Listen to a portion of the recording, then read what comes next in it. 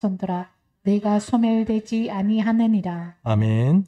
예, 오늘은 시대의 사자라는 제목으로 말씀을 좀 나누고자 합니다. 시대의 사자라는 것은 하나님, 예수님과 상관이 있는 거죠.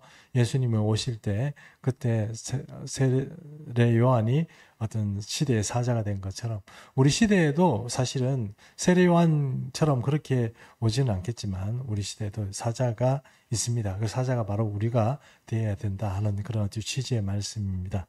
오늘 1절 말씀에 보니까 만군의 여호와가 이르노라 이랬습니다. 말라기 말씀 보면 말라기에 하나님께서 말라기 선지자에게 말씀하실 때 보통 보면 만군의 여호와 이런 말을 많이 쓰시거든요. 그 만군의 여호와가 무슨 뜻입니까? 모든 군대의 임금이란 뜻이잖아요. 군주란 뜻이잖아요. 군대의 군주란 뜻입니다. 그러니까 지금 이 말씀에 말라기에서 있는 이런 어떤 그런 말라기 3장 1절에서 우리가 나오는 이 말씀은 이 바로 이 만군의 여호와, 그러니까 군대로서 내가 심판하겠다, 악을 무찌르겠다, 이런 의미의 그런 말씀을 하실 때 만군의 여호와라는 말씀을 많이 쓰십니다. 그러니까 심판하겠다, 아니면은 또 뭐 무찌르겠다, 뭐 이런 의미로서 전쟁하겠다라는 의미로서 이런 말씀을 하고 계신다 하는 것을 우리가 알 수 있습니다. 만군의 여호와가 이르노라 내가 내 사자를 보낸다 그랬습니다. 내 사자를 보냅니다. 내 사자를 보내고 그가 내 앞에서 길을 준비할 것이죠. 맞습니까? 근데 그가 내 앞에서죠. 그렇죠? 내 앞에서라고 하는데 그 내는 누굽니까? 만군의 여호와죠. 맞습니까? 만군의 여호와가 길을 준비를 시키는데 내 사자를 보냅니다. 사자를 먼저 보내가지고 그가 내 길을 준비를 합니다. 길을 막 준비를 하죠. 준비를 하는데 또 너희가 구하는 바 주가 갑자기 그의 성전에 임하시리니 곧 너희가 사모하는 바 언약의 사자가 임한다 그랬습니다. 여기 주는 누굽니까? 여기서 그는 아까 만군의 여호와라고 그랬잖아요. 주는 누구입니까?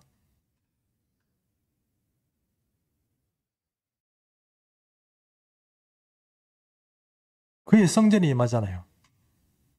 맞습니까? 그렇죠? 예수 그리스도라고 하면은 답이 쉽죠. 그런데 여호와라는 이름을 우리가 일반적으로 어떻게 생각하냐면 우리가 하나님의 이름을稱호를 할 때 하나님 아버지를 여호와라고 일반적으로 많이 불렀거든요. 그렇잖아요? 그죠? 아닙니까? 맞죠? 근데 성경을 자세히 뜯어보면 사실 예수님이 누구냐면 만군의 여호와로 나와요. 예수님의稱호가 어떻게 된다고요? 예슈아죠. 예수님이죠. 근데 예수님의 그 예슈아라고 하는데 예수님의 이름에 그 여호와는 구원이다 이런 뜻이거든요. 그런데 그 예수님은 마태복음에서는 이 마태복음은 예수님을 정확하게 해석을 했어요. 나는 구원이다 이렇게 해석을 했거든요. 근데 어쨌든 그런 얘기를 다 떠나가지고 여호와라는 이름 자체를 우리가 부를 때 그 만군의 여호와가 성전에 임했습니다. 그 성전인데 주가 자기 성전에 임했다고 그러는데 여기서 주가 자기 성전에 임했으면 여호와가 자기 성전에 왔다는 뜻이잖아요. 맞습니까? 그럼 자기 성전에 임했는데 여호와가 자기 성전에 왔으면 누가 성전에 온다는 뜻입니까? 예수님이 오신다는 뜻이죠. 그러니까 우리가 생각하는 여호와라는 그 이름 성호 자체가 여호와라는 이름이 하나님의 이름입니까? 아닙니까? 아닙니다. 여호와의 이름은 하나님 이름이 아니죠. 하나님 이름이 아니고 뭡니까? 나는 나다는 뜻이잖아요.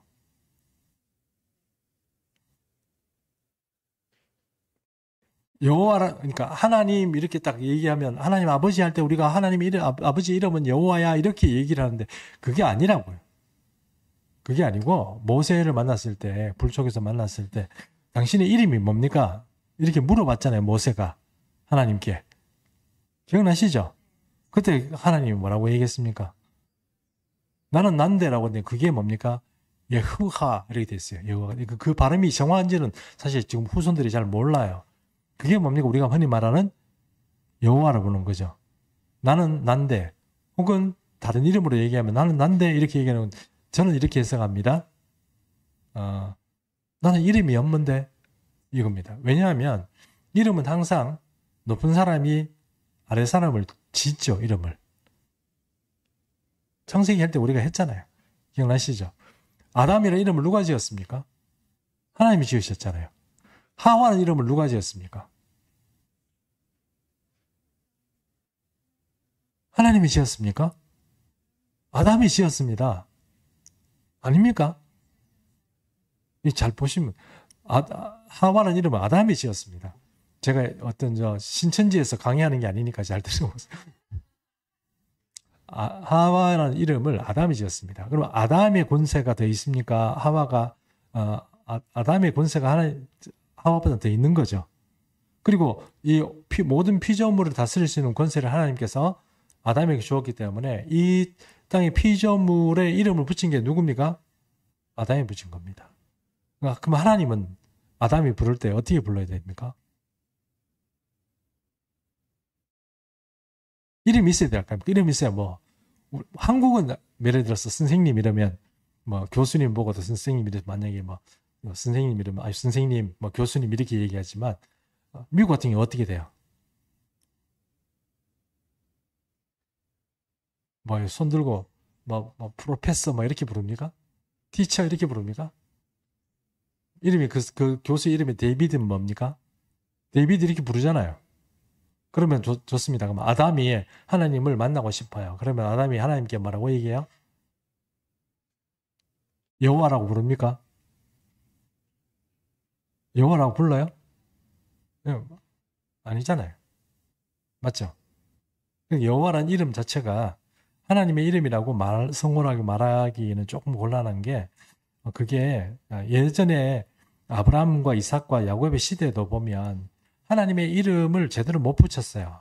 엘렐로헤 이스라엘, 하나님, 이스라엘 하나님. 그 다음에 뭡니까? 여호와, 라파, 이런 식으로 치료에 하시는 하나님, 이런 식으로 이름을 그런 식으로 붙였지 하나님 이름을 붙이기는 힘듭니다. 제 말은 왜 이런 얘기를 좀 복잡하게 얘기하냐면 그래서 만군의 여호와가 누구냐면 예수님을 말하는 거예요. 이해하시죠? 이해를 못 하셨구나. 목소리를 들어보니까. 그러면 이렇게 합시다. 하나님 아버지께서 사자도 보내고 또 예수님을 보내는 걸로. 그렇게 합시다. 그렇게 해서 여기서 사자라는 것은 세례 요한을 말합니다. 그렇죠? 세례 요한을 말하고 그리고 언약의 사자라고 마지막 부분에서 나오는 것은 예수 그리스도를 말합니다. 맞죠? 그분이 갑자기 자기 성전에 임한다 이렇게 말합니다. 예수 그리스도께서 갑자기 자기 성전에 임한다 이렇게 말하고 있거든요.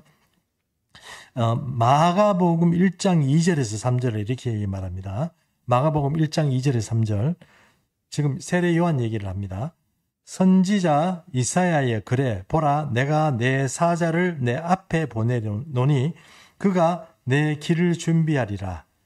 광야에 외치는 자의 소리가 있어 이르되 너희는 주의 길을 준비하라. 그의 오실 길을 곧게 하라. 기록된 것과 같이 이렇게 되어 있어요. 그러니까 지금 마가복음은 누가 하나님의 사자라고 얘기합니까? 세례 요한이라고 말하는 거죠. 맞죠? 예. 언약의 사자는 예수님을 말하는 거고, 언약이 된. 그리고 하나님의 보내심을 받은 자는 누구냐? 세례 요한을 말한다는 겁니다. 요한복음 1장 6절에도 이렇게 말합니다. 하나님께로부터 보내심을 받은 사람이 있으니 그의 이름은 요한이라. 이렇게 분명히 세례 요한이 하나님이 지금 우리 말라기에서 말하고 있는 말라기 3장 1절에서 말하는 사자라고 예수님과 그 제자들이 분명히 그렇게 기록하고 있습니다. 그리고 예수님이 바로 성전에 임했다. 이렇게 말하고 있는 것이죠. 그러면 말라기 3장 1절의 말씀에 나오는 사자 그리고 그 주인이 자기 성전에 임하게 되는데 그때 그 성전에 임하시는 언약의 사자는 예수 그리스도다. 이렇게 말할 수 있다 하는 것입니다. 자, 말라기 3장 2절 한번 보겠습니다. 그가 임하시는 날을 누가 능히 당하며 그가 나타나는 때에 누가 능히 서리요. 그는 금을 연단하는 자의 불과 표백하는 자의 잿물과 같을 것이라 이랬습니다. 이 주인인 왕인 주인 자기 성전에 왔습니다. 왔는데 어떤 일이 벌어지느냐? 레위 사람들을 어떻게 해요? 완전히 혼을 내는데 어떤 식으로 혼을 내느냐? 그는 금을 연단하는 자와 같이. 금을 연단하면 어떻게 해야 됩니까? 끓여야죠. 불에 끓여가지고 이렇게 조금 불순물이 올라오면 그거를 걷어내고, 그죠? 그래가지고 끓이고 또 끓이고. 사람을 연단하는데 금을 연단하듯이 한다는 뜻은 어떤 뜻입니까? 완전 고생시킨다 이런 뜻 아닙니까? 그렇죠? 예, 순금을 얻기 위해서. 그러니까 우리 믿음도 마찬가지거든요. 진짜로 믿음 마찬가지잖아요. 편하고 그냥 잘 되고 이러면 믿음이 어떻게 해요? 불순물이 좀 섞이죠? 안 그래요? 고생하고 눈물 나고 막 이렇게 막 진짜 정말 무릎 꿇고 막 눈물 나고 허리가 끊어지듯이 기도하고 막 그런 상황이 되면 어때요? 순수해지죠. 깨끗해지죠. 지금 이제 예수님이 오시면 어떻게 하겠다는 거예요? 편하고 막 평화롭고 피스풀한 그런 세계를 만들겠다는 뜻입니까?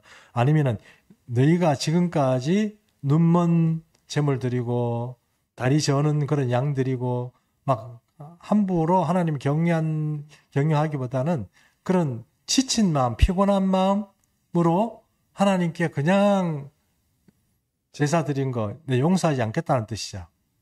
이해하시죠? 그럼 여러분 우리가 좀 지치고 피곤하게 하나님 앞에 특히 오후 예배 때 전부 지치고 얼마나 고생이 많으시죠. 밥도 먹었고 또 설거지도 하고 너무 힘드시죠. 그렇더라도 정신 차려야 되죠. 그렇더라도 정신 차리고 예배 드려야 됩니다. 지치고 피곤하다고 그래서 예배 시간에 내가 눈 살짝 감고 있어야지, 목사님이 눈을 피해서 누군가의 뒤에 숨어야지 이렇게 하는 그거 지금 나중에 오시면 혼납니다. 그렇게 하지 마시고 예배 드릴 때 예배를 하나님 앞에 잘 드려야 됩니다. 이게 사실은 연단하는 거예요. 힘든 거죠. 그러니까 제대로 하나님을 믿고 예배를 제대로 드린다거나 제사를 제대로 드린다는 거 어렵습니다. 사회적인 형편, 돌아가는 형편이 안 그렇고 또 내 형편이 안 그렇고 여러 가지가 그렇게 만만치 않아요. 그런 형편에도 불구하고 내가 이겨야 되는 거예요. 그게요, 여러분, 이게 연단하는 거예요. 그 다음에 보면 여기 뭐가 나오냐면 빨래를 빠는데 어떻게 합니까? 잿물에 넣고 빨죠. 맞죠? 잿물에 넣고 빠는 건 어떤 뜻입니까?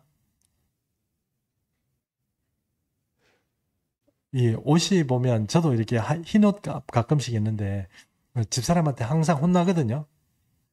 조심해라고. 흰옷은 뭔가 이렇게 딱 하면 뭔가 튀어가지고 항상 이렇게 좀 들잖아요. 그런 것들을 흰옷에 뭐가 이렇게 물들고 이런 거는요, 그냥 비누로 잘 안 빠지잖아요. 뭔가 도구가 필요하지 않습니까? 뭔가 문질러야 되고 그렇잖아요. 잿물을 쓴다는 얘기는 뭡니까? 깨끗하게 딴다는 얘기거든요. 그 하나님께서 우리를 연단하실 때 어떻게 하냐? 그냥 좀 빨래 빨고 그냥 몽둥이질 몇 번 하고 치우는 게 아니고 잿물을 넣고 빨듯이 깨끗할 때까지 우리 밀어붙인다는 거예요.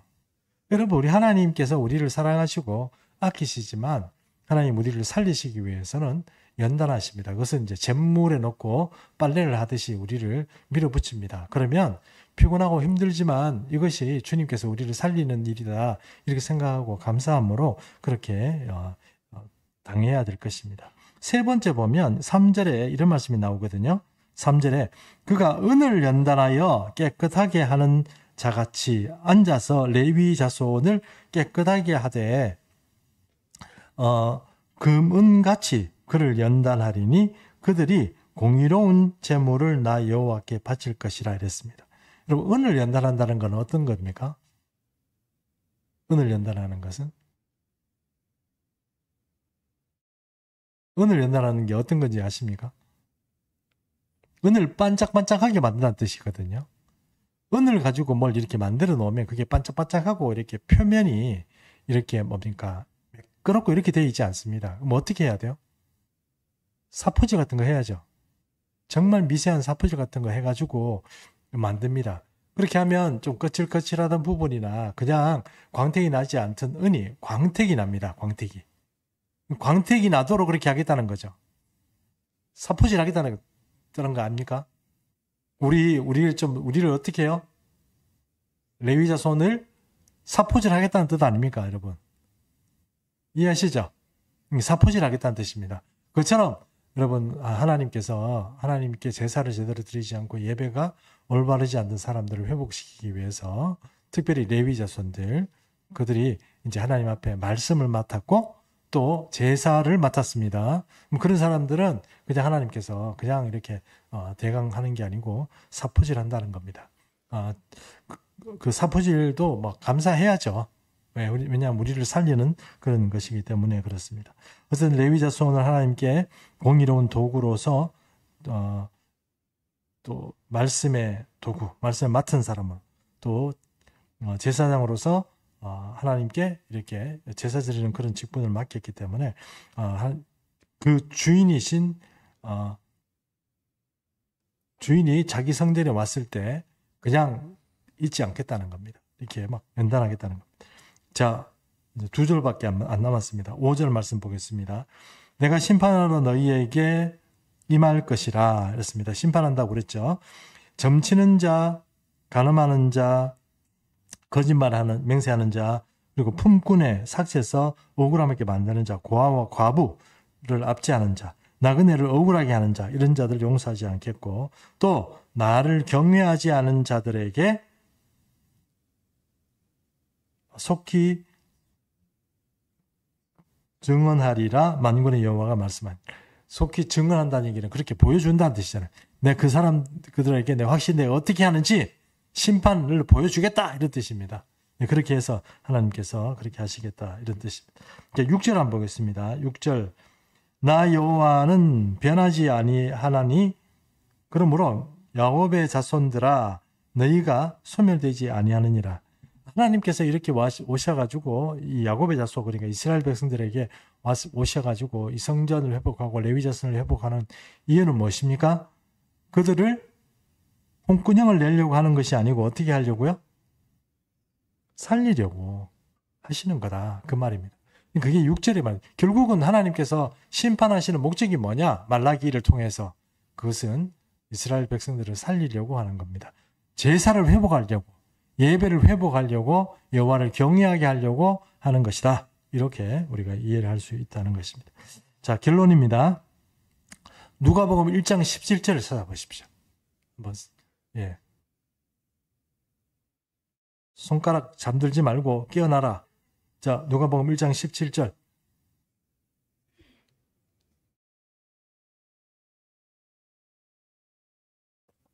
자, 우리 다 찾으셨죠? 합독하지 않고 권사님만 읽겠습니다. 그가 또 엘리야의 심령과 능력으로 주 앞에 먼저 와서 아버지의 마음을 자식에게 거스르는 자를 의인의 슬기에 돌아오게 하고 주를 위하여 세운 백성을 준비하리라. 자, 여기 누가복음에 나와 있는 것처럼 사자가 하는 일이 있어요. 시대적인 사자가 하는 일이 있어요. 그리고 여러분 우리가 뭐 슬로건으로 이거 해야 됩니다, 저거 해야 됩니다 이렇게 말을 많이 하지만 우리 시대의 사자들이 해야 될 일이 여기 보니까 3개가 나오죠. 맞아요? 세례 요한에게 하나님께서 은혜를 주셨던 것처럼 동일하게 우리 주님이 지금 이제 오실 때가 됐잖아요. 오실 때가 됐는데 우리 시대의 사자들이라고 말하는 우리가 우리 시대 사자입니다. 우리는 세례 요한이 세례 줄 때 꽉 몰려가가지고 세례 받는 그 사람이 아니고요. 우리가 세례 요한 같은 사자다 이렇게 생각이 됩니다. 이런 사자의 심령에는 어떤 심령이 있냐면 엘리야의 심정이 있어요. 엘리야의 심정. 맞죠? 엘리야의 그럼 심정이 뭡니까? 엘리야의 심령이 뭡니까? 엘리야의 심령이란 것은 뭐 성령으로 충만한 거지만 엘리야의 심령이 뭐예요? 일단 첫 번째는 선지자적인 그런 마인드겠죠. 그렇지 않겠습니까? 선지자적인 세상이 어둡고 힘들어진데 그때 선지자들만 깨어 있잖아요. 엘리야가 하나님께 얘기할 때 이렇게 말했잖아요. 주여, 사람들이 전부 다 바알에게 다 우상 무릎 꿇고 다 갔습니다. 이렇게 얘기하니까 하나님께서 뭐라고 말씀하셨습니까? 엘리야에게? 야, 착각하지 마라. 뭐라고 얘기했습니까? 바알에게 무릎 꿇지 않은 몇 명? 오래되니까 다 잊어버렸죠. 7,000명이 있다고 이렇게 말씀하셨잖아요. 맞죠? 7,000명이 있다고 그랬잖아요. 바알에게 무릎 꿇지 않은 7,000명이 있다. 착각하지 마라. 네 혼자 남았다고 착각하지 마라. 이렇게 말했잖아요. 어쨌든 엘리야의 마음은 어때요? 내가 혼자서라도 하나님을 지키고 세상이 어떻게 하든 간에 나는 이 길을 끝까지 가겠다. 이런 심정이 엘리야에 있었단 말입니다. 그런 엘리야의 심령으로 이렇게 하는데 그 사람이 주 앞에 먼저 왔어요. 와가지고 주의 사자니까 먼저 와야 되겠죠. 주의 사자가 옵니까? 먼저 와서 길을 준비해야 되지 않겠습니까? 그런데 우리가 알고 있는 세례 요한의 길을 준비하는 것과 조금 다른 얘기를 하는데 그게 누가복음에 나와 있는 이야기인데 아버지의 마음을 자식에게 맞죠? 아버지의 마음을 자식에게 이건 누굽니까? 아버지는 누구? 자식은 누구예요? 하나님 아버지의 마음이죠. 그런 마음이죠. 윗사람이 이 자녀에게 대한 그런 마음들을 회복시킨다는 거예요. 사랑을 회복시킨다는 거예요. 국리를 여기는 마음, 그런 마음들을 회복시킨다는 거예요. 또 거스리는 자를 의인의 뭐예요? 슬기에. 야, 이거 들어봐. 이게 슬기에 지혜롭게 그 우둔함을 깨치고 왜 우둔하냐? 이렇게 얘기를 하면 뭐예요? 몰라서 그래. 이 얘기입니다. 이해하시죠? 그리고 종말의 사건이나 또 주님이 오시는 어떤 그런 문제에 대해서는 사람들이 어떤 문제에 시달리냐 하면 몰라서 안 하는 거예요. 몰라서. 그 사람이 깨워줘야 돼요. 그래서 성경이 말하고 있는 것처럼 자지 말고 어떻게 하라? 깨어 있으라 이렇게 얘기하는 이유가 바로 그래서 그런 거. 깨워야 돼요. 그 사람들의 지혜를, 슬기를 깨울 수 있도록 해야 됩니다. 그것이 종말의 시대의 사자가 하는 일입니다. 또 마지막으로 주를 위하여 세운 백성을 어떻게 준비해라 했습니다. 백성들이 준비가 돼야 되죠. 그 백성들을 준비합니다. 이것은 조금 우리 백성 준비와는 조금 다른 문제이겠지만 어쨌든 우리가 하나님의 의에 돌아갈 수 있도록 사람들을 일깨우는 게 중요합니다. 우리 시대에는 사실 어떤 사역이든 좀 예수를 처음 믿게 되는 사람들도 중요하지만 그 사람들을 속히 하나님의 원하시는 어떤 그런 좀 열매가 맺는 사람으로 땡겨오는 것이 또 우리 하나의 사역이고요. 또 방탕하고 뭐 이렇게 그랬던 사람들이 의의 길에 돌아오게 하는 것이 또 하나의 사역입니다. 그 돌아오게 하는 사역이 뭐 어떻게 가능하냐?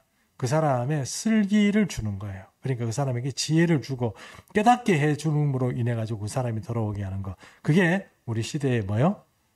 사자의 어떤 그런 증명이다. 이렇게 말할 수 있습니다. 우리 교회도 그렇고 우리도 바로 이런 문제에 있어서 우리가 좀 주목을 해야 됩니다. 우리는 세례요한에 세례 주니까 세례요한 밑에 앉아가지고 세례요한한테 세례 받으려고 줄 서 있는 그런 사람이 아니라는 것을 우리가 좀 이해를 했으면 좋겠습니다.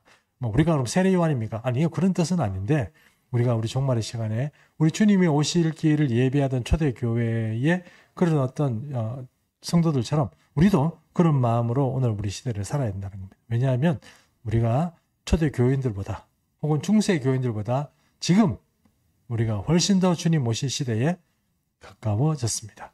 이제 성경이 말하고 있는 이야기들이 이제 현실적으로 튀어나오고 있는 그런 시대입니다. 그러므로 우리가 다 깨어서 주님의 오실 길을 예배하는 그런 사자가 되어야 되겠습니다.